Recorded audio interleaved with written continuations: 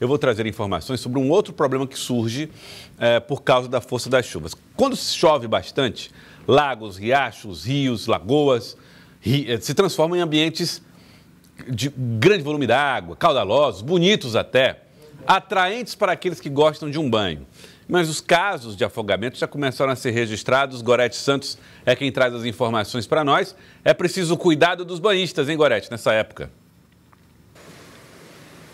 Pois é, Joelson. Pelo menos 2 mortes esta semana aqui no estado do Piauí. Uma na última terça-feira de um jovem no Rio Parnaíba, aqui mesmo, em Teresina, e o outro de uma criança de apenas 3 anos de idade, que ocorreu na tarde de ontem, na zona rural do município de Santo Antônio de Lisboa, que fica a mais de 300 quilômetros da capital.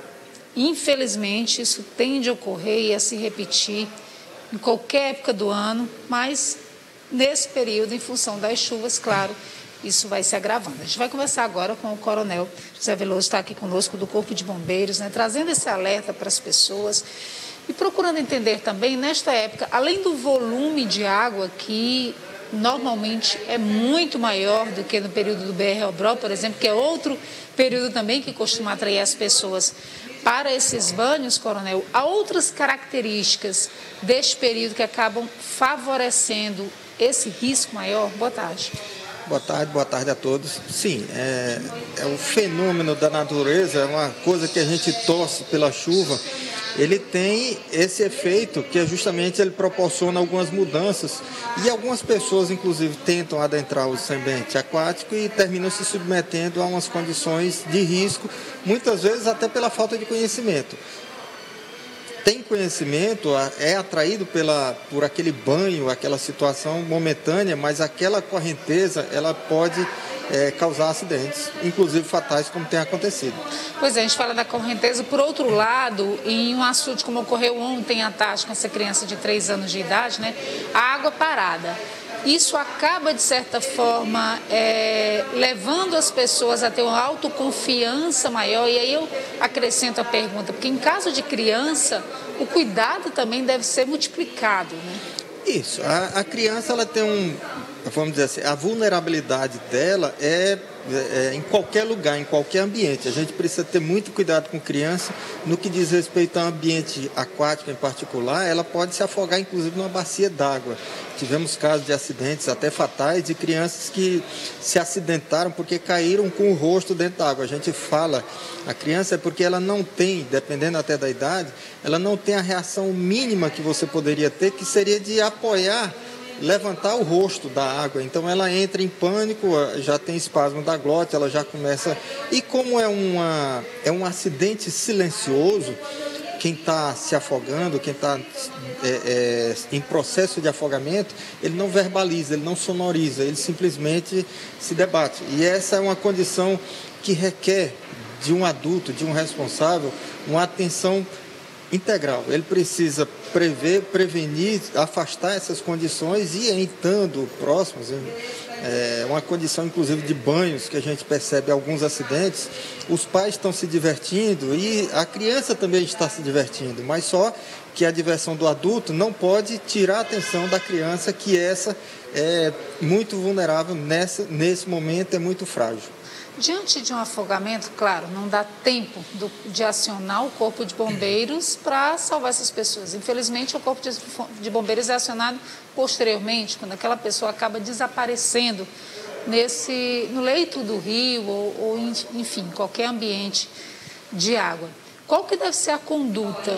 A gente alerta muitas pessoas, inclusive quem não sabe nadar. E qual que deve ser a conduta de quem está do lado na tentativa de salvar essa pessoa sem colocar em risco a própria vida? A pessoa, para fazer um atendimento de resgate de uma pessoa que está em processo de afogamento, ele precisa primeiro saber nadar e conhecer aquele ambiente também que ele está submetendo. De repente, uma situação de correnteza, a pessoa, mesmo que ela saiba nadar, ela vai precisar de um apoio, de uma boia.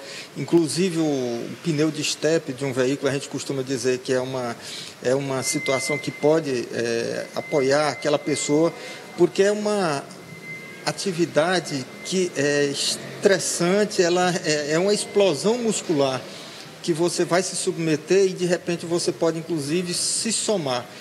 até a abordagem de quem está resgatando uma pessoa tem que ter muita cautela, porque ela vai tender, naquele processo involuntário, ela vai tender a agarrar qualquer coisa que ela possa ter contato. Então, alguém que se aproxima, que entra em contato com ela, ela vai puxar essa pessoa no sentido dela pôr a cabeça para fora. Então, é uma condição que requer muito cuidado.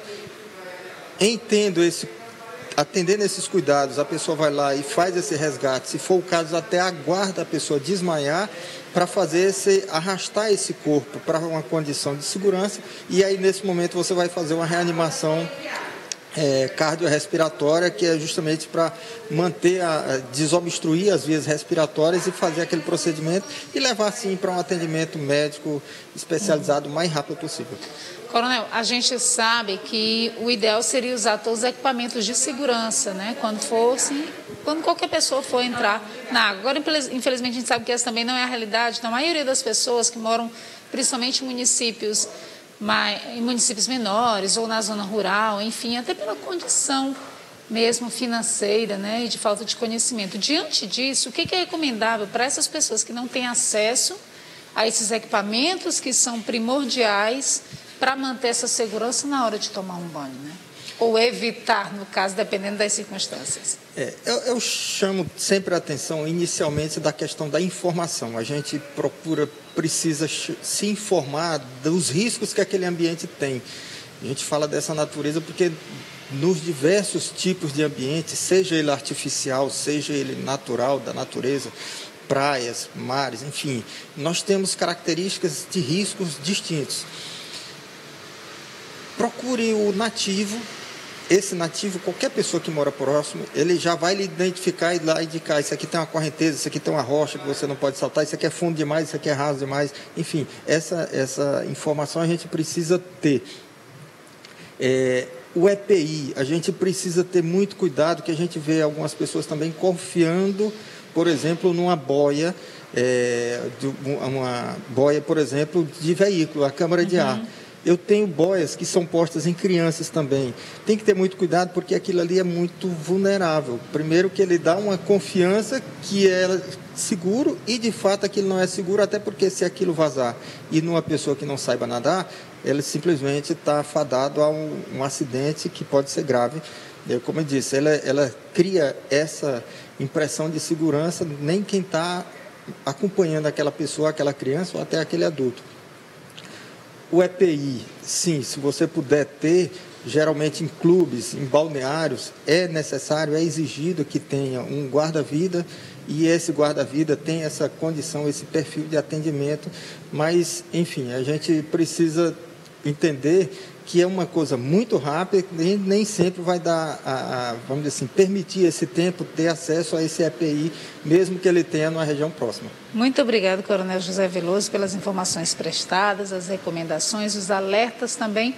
Enfim, o ideal é não se arriscar se não estiver no ambiente seguro, né, Gelson?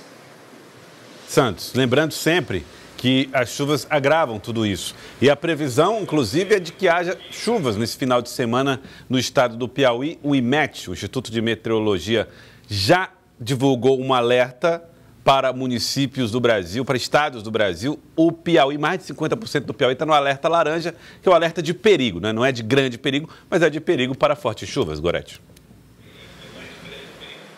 Exatamente, viu, Joelson? Um mapa aí que traz uma grande preocupação, porque a gente observa na maior parte, né, do estado do Piauí esse alerta amarelo e bem maior ainda uma área de alerta laranja, que pode vir precipitações de 30 a 60 milímetros, de 50 até 100 milímetros, ventos estimados acima de 60 quilômetros por hora, enfim, é realmente uma situação que preocupa muito.